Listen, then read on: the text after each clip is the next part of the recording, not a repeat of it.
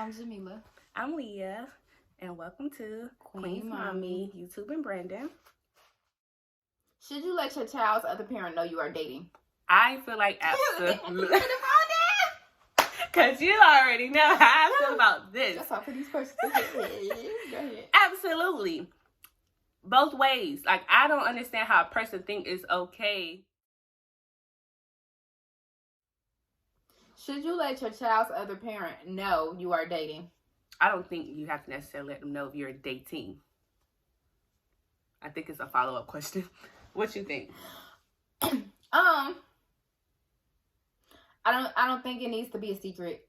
But not a secret, but I think it depends on the relationship that you have. Which if you want to do it out of courtesy, go ahead. If you have that type of open communication, like if you're truly co-parenting, yes, I'm seeing people.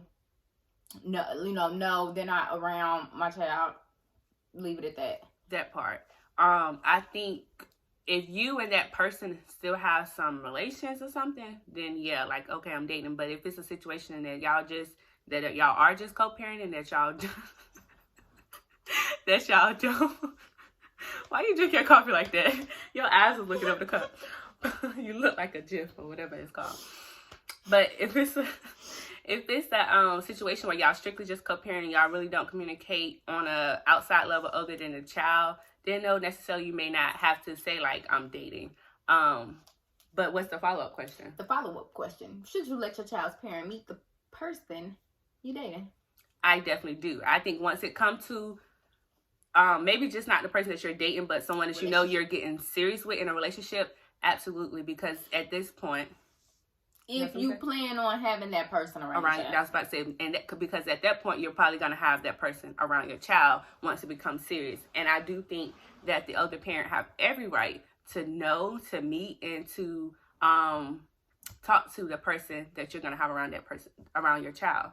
What do you think?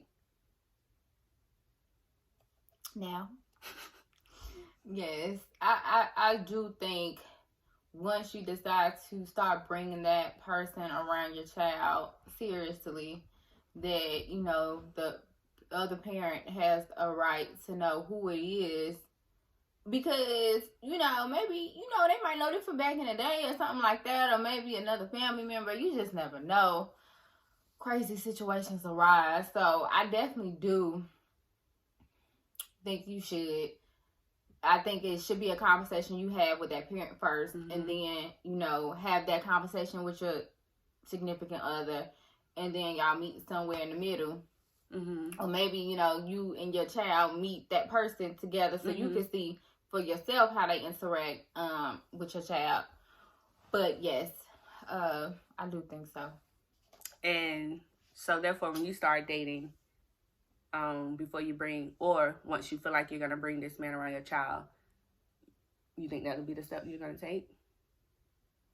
Do you think the other parent is going to be open for meeting? To be continued. Okay. I can't answer that. I would have to see what mental space he would be in at that point. I would have to see what mental space I would be in. I don't have an answer for that right now. I don't have an answer for that right now. Sorry, y'all. I'll keep you posted. So what would you do if they are not receptive of you having that person around your child? It'll have to be the reason. Like after they meet, or just once? I don't like them. Because that's going to be all you probably get. I don't like them. I would have to have some reasons of why. Like, you would have to feel like that person. Reason? I don't know. Honestly, I don't have an answer for y'all. Sorry. No, but because I would have to make sure it's coming from a good place and not a deceitful. Malicious. Exactly, place. And not just because, okay, you're jealous that I'm moving on. You're jealous that another man is going to be around your child. And that if you don't like him, it's because, like you may know this person or something. Or he took your girl from you back in the day. Like, you have to have a legit reason to say, I don't like this person and I don't want him around my child for me to be like, okay. But if not, it's just like, well, I did my courtesy. You know, I did my job by allowing you to see who's going to be around and being honest with you, like that this is a man I have chosen to be with and feel comfortable. I feel comfortable enough to bring him around, you know, so you have to get over it. All right. Moving on. What is your perfect date? What would your perfect date consist of? I don't know about a location, like, or a specific activity, but definitely it has to be something active. I'm big on having fun, even like on a first date. Having fun and actually being able to interact with each other, not just sitting across the dinner table. Definitely no movies. Not at the beginning stage. So my perfect date would be doing something very active, having fun. You know, of course we're gonna eat because we gotta eat. I don't know. Do you ever felt like you've been on a perfect date? Before I ask you what's your perfect date, do you feel like you've had a perfect date? I have. Yeah. It was small. We went and got ice cream. I'm simple. Simple things. You was good able to conversation, good ice cream. I was good with it. I don't know, call me cheap. I don't care. But yes, but a perfect date or an ideal date for me would be just us. Well, you said no movies. I'm fine with going to movies. Let Bad Boys 4 come out. Let's go. I'm fine with that. Is this even at the beginning stage? Like for a first date, you'll be fine going to the movie? Yeah, I want to see the movie. You want to see the movie? Let's go see this movie. I'm fine with that. Anything. If you want to take a walk on the park. Okay, that's fine. That'll give us time to talk. Of course, we're not really doing nothing. But I mean, like I said, it's the experience. So if we talk, we having a good time, we laughing, chilling, you know, good conversation. That's a okay. So that's okay first date, I guess. So it sounds like to me your perfect date would be a space where y'all can talk, cut up, have a good time. Right? Like doing something.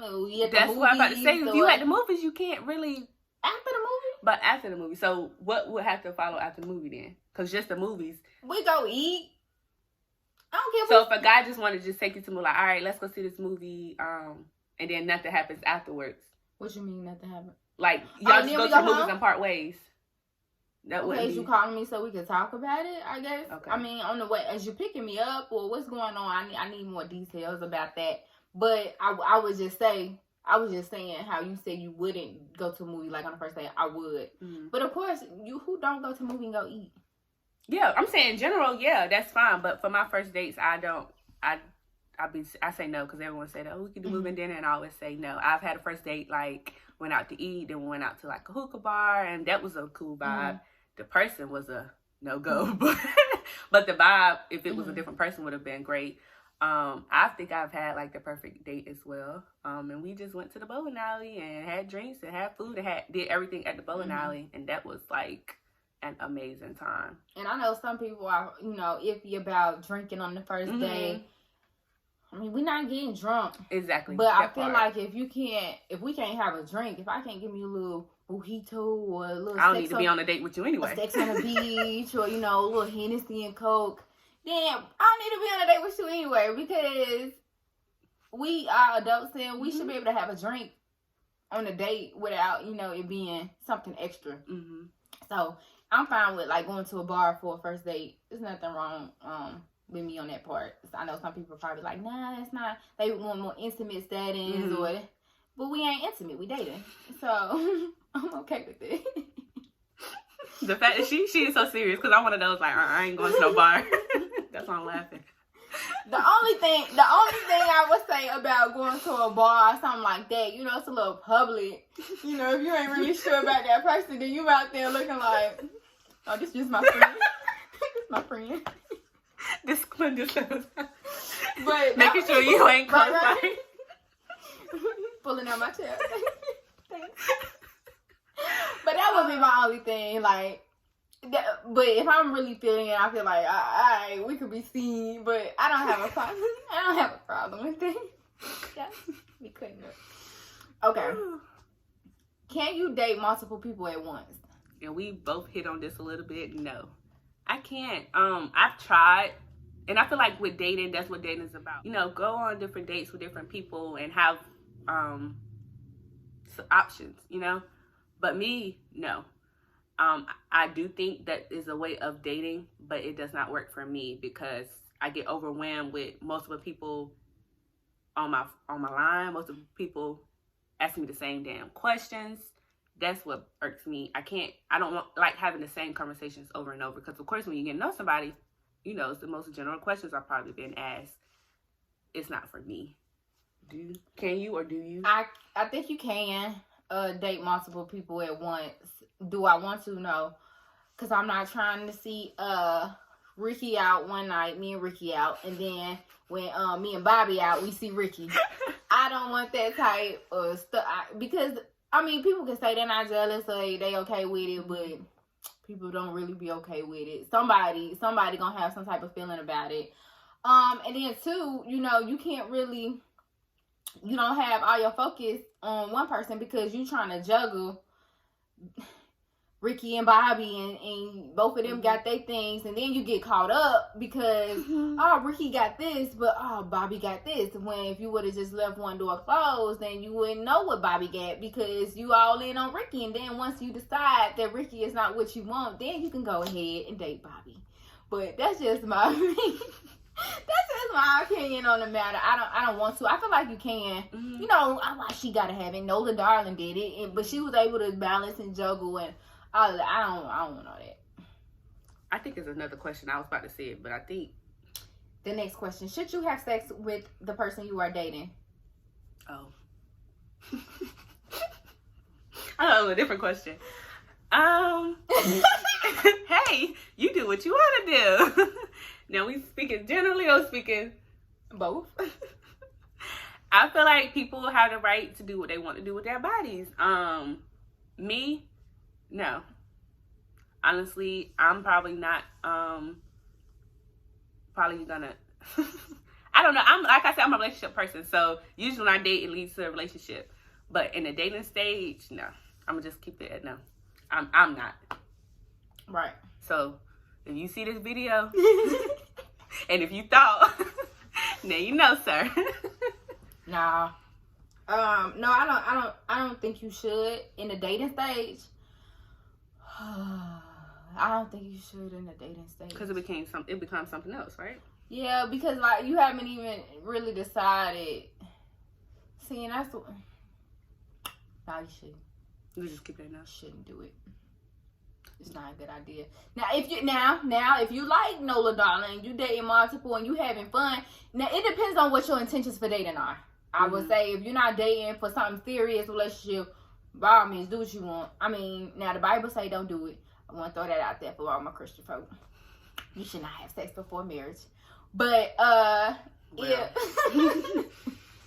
But, I mean, if you're not intending to date people with a serious intent or settle down, then, you know, that might be something, that's a different conversation. And that might be more acceptable or okay for you because that's not your goal at the end. But if you are dating for something more serious with more sustenance, then I don't think it's a good idea to mix that absolutely in the dating stage.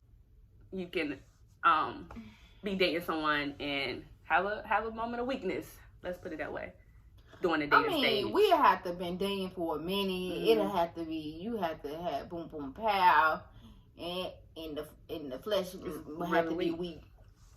Yeah. That's probably the only way that'll happen on my end like that. Cause I be. What about you? She don't even like people touching her. Got me. What's your biggest turn off? Someone who can't have conversation. Probably be a big turn off too. My biggest turn off, the first one would be if I see that, you know, I don't like when people try to, like you said, touch up on me, rub up on me. If I feel like you sexually attracted to me, but too much, like too much too fast, like if I feel like that's your intent off the bat, I mean, that's a turn off. Like if you mention sex, probably before we even go out on the date, it's a wrap. I don't even want to talk to you. No. Bye. Like, get off my line. I probably won't text you back. That's probably my biggest one. Or if when we go out, you bring it, like on the first day, you bring it up or something like, all right, well, this will be the last time. That the second one would be, I don't like flashy. I don't like a guy who's always trying to tell me that, oh, I got this and I do that, or, you know, I don't like all that. If you got it, you got it. I see it. You'll see it. I don't need all of that. It's unattractive and I don't like it. That's a big turn off to me too. So do you think that women cheat more than men? I do. I feel two ways about this. I do think men cheat more than women because, one, when a woman cheats, mostly, it's more than just cheating. It's like, at this point, she's built a relationship with this person. So I think when women cheat, it takes more time. And I think men cheat, they don't have to have attachments. But I do think that women are more smarter when they cheat, so they may not get caught as much. But I do think men cheat more. What you think? I believe that based on the findings, that men cheat more. However, I don't think that the results are conclusive because women don't get caught as much. So you can't really say, yes, men cheat more, because you will never know about some of the women that cheat, because you'll never find out because it go to the grave. And another thing, you finished? Yeah, go ahead. Another thing is what we're classifying as cheating as well, because some people can think like that having a, no, seriously. I know. Like, I'm just talking to another woman, texting and talking to her on the phone, that's not cheating. To me, that's cheating, because if you're entertaining another woman that you wasn't already, you know, having communication with on a friendship level that I know about, that's cheating. If you're hiding a relationship, whatever kind of relationship it is, with another woman from me, that is cheating. If you're having sex, that's definitely cheating. But you can cheat without the sexual content. Definitely. And that's for a man or a woman. I know that you touched on, like, women being more emotional and having that attachment, but even if a man is texting another woman on a consistent basis and, you know, it's not a relationship that your significant other is aware of, or, you know, if they don't even know this person, but you got this whole little thing going on every day, y'all need talk, it's cheating. No matter how you try to dress it up, it's cheating. And I just feel like, why are you in that relationship? If you got to go out, and I had this conversation yesterday, and he was like, well, you know, it's certain things that your significant other doesn't give you, then on 80-20? Yes, then that should have been something discussed before. And if you didn't find out till after, if you're not going to address that with your partner, then why you with them, especially in a dating or in a relationship stage, before you take the next steps to marriage. If you doing all this while you dating, I feel like then you shouldn't get married. And if you and because you just gonna bring this into the marriage if you don't address it before the marriage. So I don't. That's another turn off for me. I really despise a cheater. Like, we in a relationship and you cheat, please go exit. I don't want it. Older man that has been married for a very long time, and I asked him, like, you know, have you ever cheated on your wife? And he said yes. I said, well, what made you do it? And he basically said that they had a lot of personal stuff, and I'm not going to share that. He shared it with me that was going on, and it kind of pushed him away a little bit. And he said they took like a 6-month break, and, you know, of course he realized, like, this is my woman, this is for me. So they worked it out, they went through counseling, etc. He said this to me, and he said that he said he was talking to someone that was older than him, and the man gave him a piece of advice that how he'd been married for however long, they was married for years. He said that when you find someone that's never going to leave you, you know that's the one for you. So I'm like, well, hold up now. Because how much stuff you about to put me through? It's deep, though. It is deep. Feeling in the spirit. It is deep. And I was like, well, because I ain't gonna lie, I thought about Rashida and Kirk. she been through too much. I'm sorry. Like, but damn. Like, do I gotta go through that much stuff? You know what I'm saying? Before we finally get it right. And you know the one for you is the person that don't leave you through your mistakes. But it's like, how many mistakes and how bad are the mistakes is the question. Because that could be the one for you, but everybody have a different level of breaking point. And I feel like the breaking point, I feel like, well, one, why is it always that women go through so much versus the man? It's not in every situation, but it's definitely more common. And then it brings the question of, why are women so more forgiving than men? Like, you know, that ego get big for a man. So once you cheat on a man, and if you're a woman and you say it was nothing, it wasn't emotional, and you actually mean it, it's just something, then, you know, they're like, oh, no, I can't. But if they do it, I'll give you another chance. And then they do it again. I love him. But I don't understand how, you know, a man can expect you to forgive them, but when the tables are turned, it's not the same. Tuning in to our episode on dating and relationships. Follow us on Instagram, QueenMommy_2020. Subscribe to our YouTube channel, Queen Mommy. And like our page on Facebook, Queen Mommy. Yep. Comment below on any advice or experiences you've had, or anything that you want to say, so anything that we said. We would love feedback on this subject. Yes. And also, if you have any other topics you would like us to talk about, it doesn't have to be just around mommying or parenting, but just like how we had the general relationship segment, we're gonna do more things like that, just talking about life in general. So if you have anything specific you would like us to talk about, if you want to collab, please let us know. But with that being said, to all my queen mommies, remember that your crown represents who you are and everything you do. So adjust it accordingly. Bye. Bye.